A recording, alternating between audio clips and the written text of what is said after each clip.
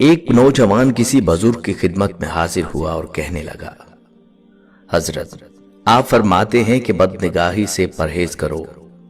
نوجوان ہوں، بازار سے گزرتے ہوئے میری نگاہ قابو میں نہیں رہتی، کیا کروں؟ انہوں نے کہا، میں یہ راہ سمجھاؤں گا، مگر شرط یہ ہے میرا کوئی کام کر دو۔ اس نے کہا، میں تیار ہوں۔ فرمایا، فلاں بزرگ بازار میں رہتے ہیں، ان کو یہ دودھ کا پیالہ پہنچا کر آؤ۔ اس نے کہا، پہنچا دیتا ہوں۔ فرمایا، ایک بات اور بھی ہے کہ دودھ گرنے نہ دینا۔ اس نے کہا، اس کی فکر نہ کریں، ایک قطرہ بھی گرنے نہیں دوں گا۔ انہوں نے کہا، اچھا، اگر ایک قطرہ بھی گر گیا تو پھر ایک بندے کو ساتھ بھیجوں گا، وہ تمہیں 2 تھپڑ وہیں لگائے گا۔ اس نے کہا، منظور ہے۔ انہوں نے پیالہ لبالب بھرا اور ایک مضبوط انسان کو بھی ساتھ کر دیا۔ اب یہ صاحب پیالہ ہاتھ میں لے کر بڑی احتیاط سے چلتے ہوئے، بچتے بچاتے ہوئے بلاخر منزل پر پہنچ گئے۔ خوشی خوشی واپس آئے کہ حضرت میں نے دودھ بزرگ تک پہنچا دیا، اب آپ مجھے نظر کی حفاظت کا طریقہ بتائیے۔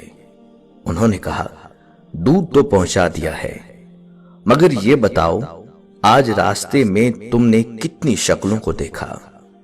کہنے لگا، حضرت ادھر دھیان ہی نہیں تھا۔ کیوں دھیان نہیں تھا؟ عرض کیا، حضرت دل میں خوف تھا کہ پیالہ جھک گیا تو ساتھ چلنے والا بھرے بازار میں جوتے لگائے گا، میری رسوائی ہوگی۔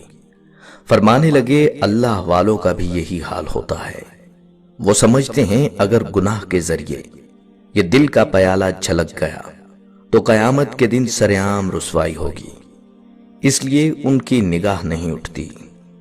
ایک قافلہ سفر کے دوران ایک اندھیری سرنگ سے گزر رہا تھا کہ ان کے پیروں میں کنکریاں چبھیں۔